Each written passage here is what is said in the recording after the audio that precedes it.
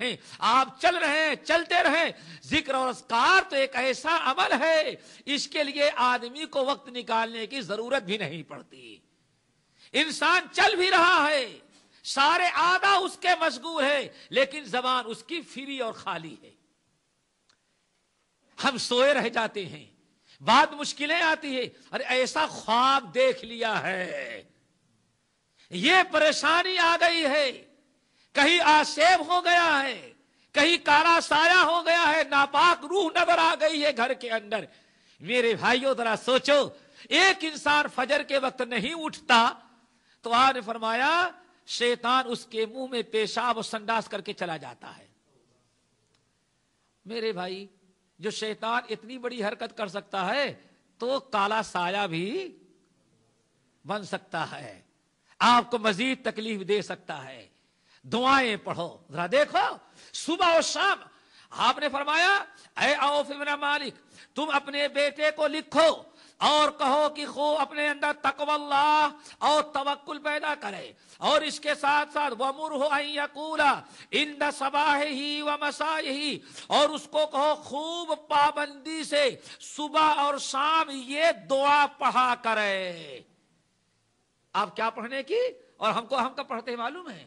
Bank سے loan لیتا ہے آدمی، جو بتا رہا ہوں نا، جو ہم نے تجربہ کیا ہے، بینک سے کہیں لون لیتا ہے یا چیک دیتا جا رہا ہے، چیک دیتا جا رہا ہے، یہاں سے ریٹرن ہوا، وہاں سے ریٹرن ہوا، اور آج کی اب تو چیک کی بھی ضرورت نہیں، وہ کون سا کارڈ نکلا ہوا ہے؟ کہتے اللہ کی رحمت ہے یہ۔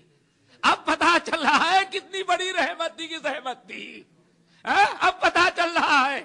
میرے بھائیوں، آج اگر کبھی جیل میں جانا پڑے، میں درس دینے کے لیے جاتا تو واللہ اکثر قیدی جو ہیں وہ جیل کے اندر جو سڑ رہے ہیں، صرف ان کا چیک ریٹرن ہوا ہے، یا وہ جو کارڈ آپ بتا رہے ہیں وہ کارڈ کا چکر ہے۔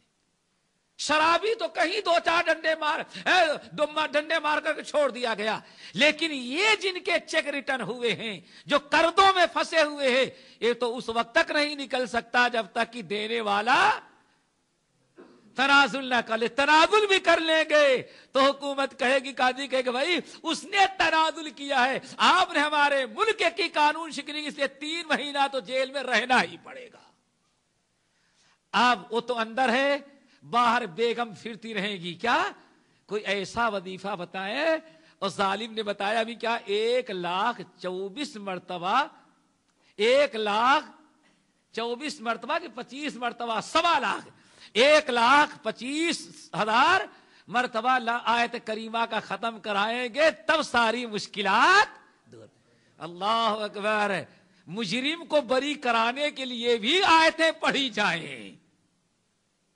میرے بھائیو ذرا سوچو، صبح شام دعاؤں کا اہتمام کرو۔ ہم دعائیں پڑھتے ہیں لیکن پھنس جانے کے بعد، اور اسلام کیا کہتا ہے؟ مصیبت آنے سے پہلے ہی دعا پڑھا کرو۔ اسی لیے نبی علیہ السلام ارشاد فرماتے ہیں کہ وَاذْكُرِ اللَّهَ فِي الرَّخَاءِ يَذْكُرُكَ فِي الشِّدَّةِ، اے لوگو خوشحالی میں جب تمہارے اوپر کوئی مصیبت نہیں آئی ہے تو خوب اللہ کو یاد کیا کرو، خوب دعائیں پڑھو، خوب وظیفے پڑھو۔ یذکرک فی الشدہ، پھر کسی مشکل میں پھنس جاؤ گے تو اللہ تم کو یاد کرے گا۔ حضرت سلمان فارسی رضی اللہ تعالیٰ عنہ تو کہتے ہیں کہ جو انسان ہمیشہ دعائیں پڑھتا ہے، ذکر و اذکار کرتا ہے، اللہ تعالیٰ کو یاد کرتا ہے، مصیبت سے پہلے کتنا بھی خوشحال ہو لیکن اللہ کو بھولتا نہیں، صبح کی شام کی دعائیں پڑھتا ہے، مصیبتوں اور بلاؤں سے بچنے کی دعائیں پڑھتا ہے، ان دعاؤں کے پڑھنے کے باوجود بھی جب کوئی مصیبت آ جاتی ہے، کوئی پریشانی اس پر آ جاتی ہے اور اب دعا مانگتا ہے اللہ تعالیٰ اس مصیبت سے ہم کو نجات دے دے، تو سلمان فارسی رضی اللہ تعالیٰ کہتے ہیں ملائکۃ المقربون اللہ تعالیٰ سے کہتے ہیں اے اللہ ہم سارے فرشتے دیکھ رہے ہیں، اس کی دعا کو سن رہے ہیں، اللہ یہ تیرا وہ بندہ ہے جو خوشحالی میں ہمیشہ تجھ کو یاد کرتا ہے، اللہ آج مصیبت میں گر گیا ہے، ہم سارے فرشتے شفاعت کرتے ہیں کہ اس کی مصیبت کو دور کر دے۔ انسان مصیبتوں میں، مصیبت آنے کے پہلے اللہ کو یاد کرے۔ اللہ رسول نے کیا ارشاد فرمایا؟ ایک تو اے عوف بن مالک اکتب، اپنے بیٹے کو لکھ کر کے بھیج دو، ایک کام تو یہ کرے کہ اپنے اندر تقوی و توکل پیدا کرے، اور دوسرا کام، دوسری چیز کیا ہے؟ وَأَمُرْهُ أَن يَقُولَ إِنَّ صَبَاحِهِ وَمَسَائِهِ، صبح شام خوب کثرت سے، جب بھی صبح کرے اور جب بھی شام کرے خوب کثرت سے پڑھا کرے، لَقَدْ جَاءَكُمْ رَسُولٌ مِّنْ أَنفُسِكُمْ عَزِيزٌ عَلَيْهِ مَا عَنِتُّمْ حَرِيصٌ عَلَيْكُمْ بِالْمُؤْمِنِينَ رَءُوفٌ رَحِيمٌ فَإِن تَوَلَّوْا فَقُلْ حَسْبِيَ اللَّهُ لَا إِلَٰهَ إِلَّا هُوَ عَلَيْهِ تَوَكَّلْتُ وَهُوَ رَبُّ الْعَرْشِ الْعَظِيمِ۔ سورۃ التوبہ کی آخری آیات ہیں۔ اب اپنے بیٹے کو کہا صبح شام ان آیتوں کو پڑھے اور ان کا وظیفہ خوب جاری رکھے اور توکل و تقوی سے کام لے۔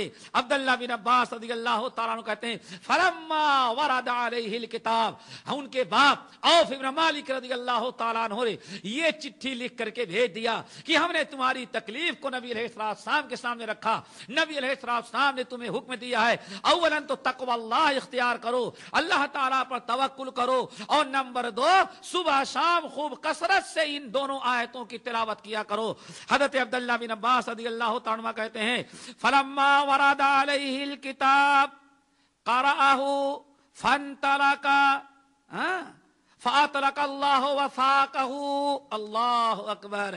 اللہ کے رسول کا باپ کا لیٹر پہنچا اور نبی علیہ السلام کی نصیحت کو اس نے پڑھا۔ باپ نے کہا اللہ کے رسول نے یہ پڑھنے کا حکم دیا ہے، تقوی و توکل پیدا کیا اور ان دونوں آیتوں کو خوب پابندی سے صبح شام پڑھنے لگا۔ کہتے کیا ہیں؟ قرأہ، ان آیتوں کو چند دن پڑھا، فاطلق اللہ وفاقہ، ان آیتوں کو جب پڑھنا اس نے شروع کیا، اللہ رب العالمین نے اس مرد مومن جس کو بیڑیوں کے اندر جکڑا گیا تھا، زنجیروں میں باندھ دیا گیا تھا اور کمرے میں بند کر دیا تھا کافروں نے، اس آیت کو جب پڑھنا شروع کیا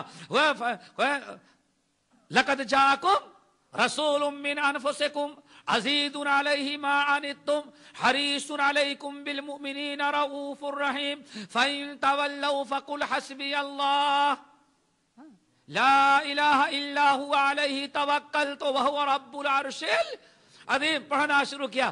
فاطلق اللہ وثاقہ، اللہ نے ساری بیڑیوں کو ختم کر دیا، ساری زنجیروں کو نکال کر کے پھینک دیا، اور وہاں سے وہ مرد مومن رات کو نکلا۔ راستے میں ایک اٹھنی مل گئی ظالموں کی جو ظلم کر رہے تھے، جنہوں نے باپ کی پراپرٹی پر قبضہ کر رکھا تھا، جنہوں نے اس بیٹے کے گھر پر قبضہ جما رکھا تھا۔ اس بیچارے نے جب نکلا تو سوچا ان ظالموں نے ہمارے ساتھ ظلم کیا ہے، ہمارے سارے گھر اور پراپرٹی پہ قبضہ کیا ہے، اس لیے ہم بھی یہ سواری کے لیے ان کی اونٹنی لے لیتے۔ اونٹنی پر بیٹھا اور مدینے مکے سے نکلا، رات کو مدینے کی طرف روانہ ہو گیا۔ راستے میں ماشاءاللہ کہتے ہیں ہم ایک ایسی چراگاہ سے پہنچے، چراگاہ سے گزرے جہاں بہت سارے اونٹ اور بہت ساری بکریاں اور مویشی کفار مکہ کے چرتے تھے۔ آپ لوگ جانتے ہیں کہ عربوں میں جانور، یہ جانور جو ہیں گھر میں نہیں بلکہ صحرا میں ہوتے ہیں۔ صحرا میں سارے چرواہے سوئے ہوئے ہیں، ارباب لوگ اپنے گھروں میں ہیں، اور یہ مرد مومن نکلا۔ پہلے تو ایک اونٹنی مل گئی، اونٹنی پر بیٹھ لیا۔ جب چلے جا رہے تو راستے میں اونٹ چراگاہ نظر آئی، بہت سارے اونٹ، بہت ساری بکریاں تھی، اور بکریاں بلانے اور اونٹ کو پکارنے کی بھی ایک آواز ہوتی، ہر مخلوق کو پکارنے کی آواز لگائے۔ سارے اونٹ اور ساری بکریاں کو اللہ تعالی نے حکم دیا، سب ان کے پیچھے ہو گئی، سب، اللہ اکبر، کوئی ایک چیز ماری، سب ان کے پیچھے ہو گئی۔ معلوم پڑتا اللہ تعالیٰ نے حکم دیا جاؤ، لے کر پہنچے۔ رات کے وقت مدینہ پہنچ گئے، لوگوں سے پوچھا کہ یہاں عوف بن مالک کوئی مہاجر ہیں؟ لوگوں نے بتایا ہاں یہ ان کا گھر ہے۔ گھر کے گھر پر پہنچ گئے، گھر کے سامنے بڑا سا صحن تھا، دروازہ پیٹا، پوچھا، ہاں باپ کو بلایا، آواز لگائی۔ اچانک باپ کی نیند کھلی، بیوی سے کہتے ہیں یہ تو عوف کی بیٹی، وہ تو بیٹے کی آواز لگ رہی ہے۔ بیوی کہتی ہیں اماں ہاں یہ تو بیٹے کی آواز ہے۔ غلام کہتا ہے اللہ کی قسم اسی کی آواز ہے، لیکن وہ